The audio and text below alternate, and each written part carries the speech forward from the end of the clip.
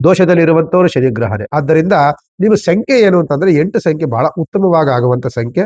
ಆಗದಲೇ ಇರುವಂತ ಸಂಖ್ಯೆ ನಿಮಗೆ ಒಂದು ಸಂಖ್ಯೆ ತುಂಬಾ ಆಗ್ಬರೋದಿಲ್ಲ. ನೀಲಿ ಬಣ್ಣವನ್ನ ಜಾಸ್ತಿ ಯೂಸ್ ಮಾಡಿ. ನೀಲಿ ಬಣ್ಣವನ್ನ ಯಾವಾಗಲೂ ಸಹ ನೀಲಿ ಬಣ್ಣ, ಕಪ್ಪು ಬಣ್ಣ ಇವೆಲ್ಲವೂ ನಿಮಗೆ ಉತ್ತಮವಾದಂತ ಕಲರ್ಗಳು. ಕಲರ್ ಆಗದಲೇ ಇರುವಂತದ್ದು ₹2 ಅದಷ್ಟ ಇದ್ರೆ ₹8 ಅಷ್ಟು ಖರ್ಚು ಅಂತ ಅಂದಾಗ ನಾವು ಎಷ್ಟನ್ನ ನಾವು ಅದನ್ನು ನೋಡ್ಬೇಕಾಗುತ್ತೆ. ಆದ್ರೆ ನಿಮಗೆ ಈ ವರ್ಷ ಆರೋಗ್ಯ ತುಂಬಾ ಚೆನ್ನಾಗಿರುತ್ತೆ.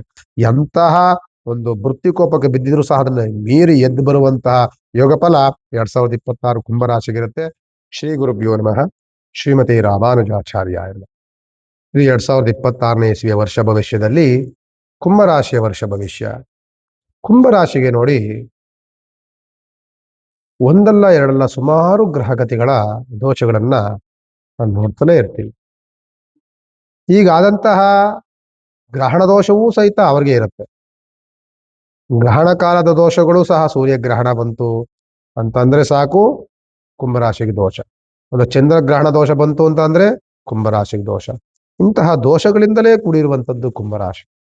ಕುಂಭರಾಶಿಗೆ ನೋಡಿ 2026ನೇ ಇಸ್ವಿ ಒಂದು ರೀತಿಯಾದಂತಹ ಮಿಶ್ರ ಫಲವನ್ನ, ಒಳಿತನ್ನು ನೋಡ್ಬೋದು, ಹಂಗೆ ರೀತಿ ಕೆಟ್ಟದನ್ನು ನೋಡ್ಬೋದು.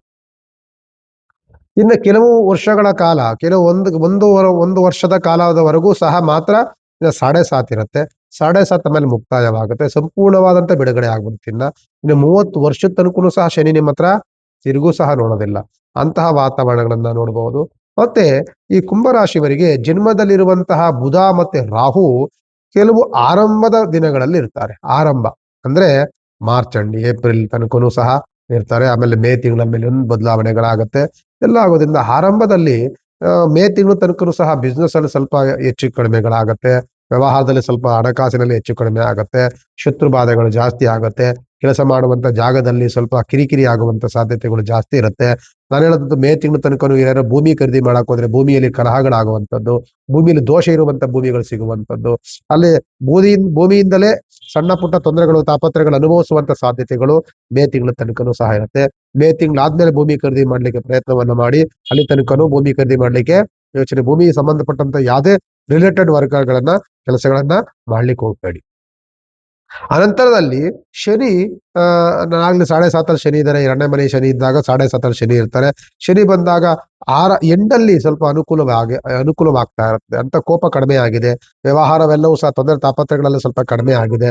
ಇದೆಲ್ಲವೂ ಆಗಿದ್ರೂ ಸಹ ಆರೋಗ್ಯದಲ್ಲಿ ವ್ಯತ್ಯಾಸಗಳಾಗ್ತಾ ಇದೆ. ಆಗಾಗ್ಲೇ ಸ್ವಲ್ಪ ಸಾಲದ ಬಾಧೆಗಳು ಜಾಸ್ತಿ ಆಗ್ತಿದೆ. ಕೆಲಸ ಮಾಡಕ್ ಹೋದಾಗ ಎಲ್ಲೇ ಒಂದು ಸಭ ಕೈ ಸುಡ್ಕೊಳ್ಳುವಂಥದ್ದು, ಸ್ವಲ್ಪ ಆ ಲಾಭಕ್ಕಿಂತಲೂ ಸ್ವಲ್ಪ ನಷ್ಟದ ವಾತಾವರಣದಲ್ಲೇ ಇದ್ದೀವಿ ಸ್ವಾಮಿ ಎನ್ನುವಂಥದ್ದು, ಇದೆಲ್ಲವೂ ಸಹ ಜಾಸ್ತಿ ಆಗ್ತಾ ಇರುತ್ತದೆ. ಜಾಸ್ತಿ ಅಂತ ಏನಕ್ಕಾಗಿತ್ತ ಅಂದ್ರೆ ನಿಮಗೆ ಒಂದಲ್ಲ ಎರಡಲ್ಲ ಸುಮಾರು ಗ್ರಹಘಾತಿ ದೋಷಗಳು ಬರುತ್ತೆ. ಜನ್ಮದಲ್ಲಿರುವಂತಹ ರಾಹುಗ್ರಹ ಯಾವಾಗಲೂ ಸಹ ಒಂದು ರೀತಿಯಾದಂತ ವಿರುದ್ಧವಾದಂತಹ ಚಿಂತನೆಯನ್ನೇ ಕೊಡ್ತಾರೆ. ನಾನು ಯೋಚನೆ ಮಾಡ್ತಿದ್ದೆಲ್ಲವೂ ಸಹ ಸ್ವಲ್ಪ ವಿರುದ್ಧವಾಗಿರುತ್ತೆ. ಅಂದ್ರೆ ಲಾಭಕ್ಕಿಂತಲೂ ಸಹ ಅದು ಲಾಭದ ಮಾರ್ಗವನ್ನ ಬಿಟ್ಟು ಬೇರೆ ಅನ್ಯ ಮಾರ್ಗದಲ್ಲಿ ಹಿಡಿದಿರುತ್ತದೆ. ಅಂತಹ ಯೋಚನೆಗಳೇ ಬರ್ತಾ ಇರ್ತದೆ. ಪ್ರಯತ್ನ ಎಲ್ಲವೂ ಸಹ ಅಡೆತಡೆಗಳಿಂದಲೇ ಕೂಡಿರುವಂತಹ ವಾತಾವರಣಗಳನ್ನ ರಾಹುಗ್ರಹ ತಂದುಕೊಟ್ಟಿರ್ತಾರೆ. ಜೊತೆಯಲ್ಲಿ ಬುಧ ಬಂದಾಗ ಬುದ್ಧಿ ಮಂದಗತಿ ಆಗುತ್ತೆ. ಚಿಂತನೆಯೂ ಸಹ ನಮಗೆ ನಷ್ಟದ ಚಿಂತನೆಗಳಲ್ಲಿ ಜಾಸ್ತಿ ಸಕ್ಸಸ್ ಮಾಡುತ್ತೆ. ಅದ್ರ ಬಗ್ಗೆ ಯೋಚನೆ ಮಾಡ್ಬೇಕಾಗ್ತದೆ. ಶುಕ್ರನು ಸಹ ಅಂತ ಯೋಗ ಫಲದಲ್ಲಿ ಏನಿಲ್ಲ. ಶುಕ್ರನು ಸ್ವಲ್ಪ ಹಣಕಾಸಿನ ನಷ್ಟವನ್ನೇ ತಂದು ಕೊಡ್ತಾ ಇರ್ತಾರೆ.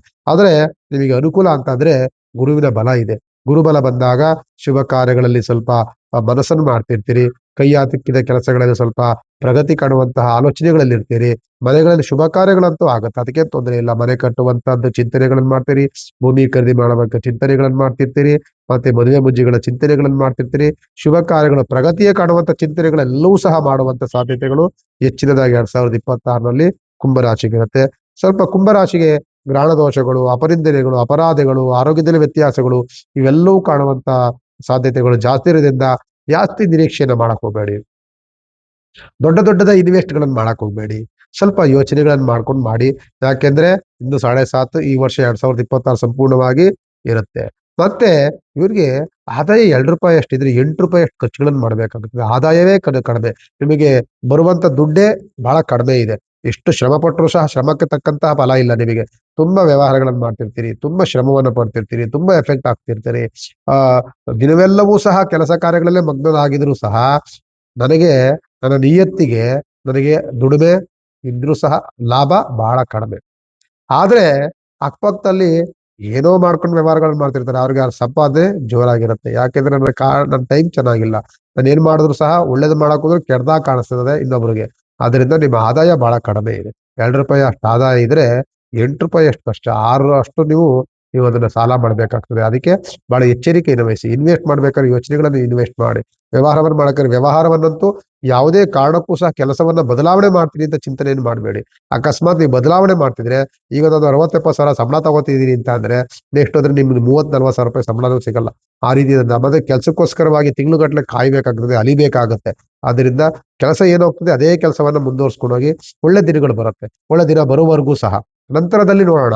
ಆದ್ರೆ ಯಾವುದೇ ಕೆಲಸಕ್ಕೂ ಸಹ ಬದಲಾವಣೆಗಳನ್ನು ಮಾಡಕ್ ಹೋಗ್ಬೇಡಿ. ಬದಲಾವಣೆ ಮಾಡಕ್ ಹೋದ್ರೆ ಕಷ್ಟವಾಗುತ್ತೆ. ಮನೆಯಲ್ಲಿ ಸಣ್ಣ ಪುಟ್ಟ ವಿಚಾರಗಳಿಗೆ ಘರ್ಷಣೆಗಳನ್ನು ಮಾಡ್ಕೋಬೇಡಿ. ಕುಟುಂಬ ಜೊತೆಯಲ್ಲಿ ಸಾಮರಸ್ಯವನ್ನು ಇಟ್ಕೊಳ್ಳಿ. ಕುಟುಂಬ ಜೊತೆಯಲ್ಲಿ ಉತ್ತಮವಾದಂತಹ ಬಾಂಧವ್ಯ ಇಟ್ಕೊಳ್ಳಿ. ಕುಟುಂಬ ಜೊತೆಯಲ್ಲಿ ಒಡನಾಟವನ್ನು ಚೆನ್ನಾಗಿ ಇಟ್ಕೊಳ್ಳಿ. ಮುಕ್ತವಾಗಿ ಮಾತನಾಡಿ, ಒಳ್ಳೇದಿರಲಿ ಕೆಟ್ಟದಿರಲಿ ಕುಟುಂಬ ಜೊತೆಯಲ್ಲಿ ಅದರ ಡಿಸ್ಕಷನ್ ಮಾಡಿ ಅನುಕೂಲವಾಗುತ್ತೆ ಅಂತ ಹೇಳ್ತಾ, ರಾಷ್ಟ್ರಾಧಿಪತಿ ಬಂದು ಶನಿಗ್ರಹರೇ. ದೋಷದಲ್ಲಿರುವಂತವರು ಶನಿಗ್ರಹರೇ. ಆದ್ದರಿಂದ ನಿಮ್ಮ ಸಂಖ್ಯೆ ಏನು ಅಂತಂದ್ರೆ 8 ಸಂಖ್ಯೆ ಬಹಳ ಉತ್ತಮವಾಗಿ ಆಗುವಂತ ಸಂಖ್ಯೆ. 8 ಸಂಖ್ಯೆ ತುಂಬಾ ಚೆನ್ನಾಗಾಗುತ್ತೆ. ಆಗದೇ ಇರುವಂತ ಸಂಖ್ಯೆ ನಿಮಗೆ 1 ಸಂಖ್ಯೆ ತುಂಬಾ ಆಗ್ಬರೋದಿಲ್ಲ. 1 ಜಾಸ್ತಿ ಯೂಸ್ ಮಾಡಬೇಡಿ. 10ನೇ ತಾರೀಕನ್ನು ಯೂಸ್ ಮಾಡಬೇಡಿ. 1ನೇ ತಾರೀಕನ್ನ ಯೂಸ್ ಮಾಡಬೇಡಿ. ಅದೇ ರೀತಿಯಾಗಿ ಆ ಈ 19ನೇ ತಾರೀಕನ್ನ ಯೂಸ್ ಮಾಡ್ಕೋಬೇಡಿ. 19ನೇ ತಾರೀಕು ಸಹ ನಿಮಗೆ ಆಗೋದಿಲ್ಲ. ಅದರಿಂದ ಯೋಚನೆ ಮಾಡಿ ವ್ಯವಹಾರಗಳನ್ನು ಮಾಡಿ. ನೀಲಿ ಬಣ್ಣವನ್ನ ಜಾಸ್ತಿ ಯೂಸ್ ಮಾಡಿ. ನೀಲಿ ಬಣ್ಣವನ್ನ ಯಾವಾಗಲೂ ಸಹ ನೀಲಿ ಬಣ್ಣ, ಕಪ್ಪು ಬಣ್ಣ ಇವೆಲ್ಲವೂ ನಿಮಗೆ ಉತ್ತಮವಾದಂತ ಕಲರ್‌ಗಳು. ಕಲರ್ ಆಗದಲೇ ಇರುವಂತದ್ದು ಕೆಂಪದಲ್ಲಿ ಯಾವುದೇ ಇದ್ರೂ ಸಹ ಕೆಂಪು ಬಣ್ಣವನ್ನ ಯೂಸ್ ಮಾಡಬೇಡಿ. ಕೆಂಪು ಬಣ್ಣ ಹಾಕೊಂಡು ಹೋದಾಗ ಎಲ್ಲವೂ ಕಿರಿಕಿರಿನೇ ಆಗ್ತಾ ಇರ್ತದೆ.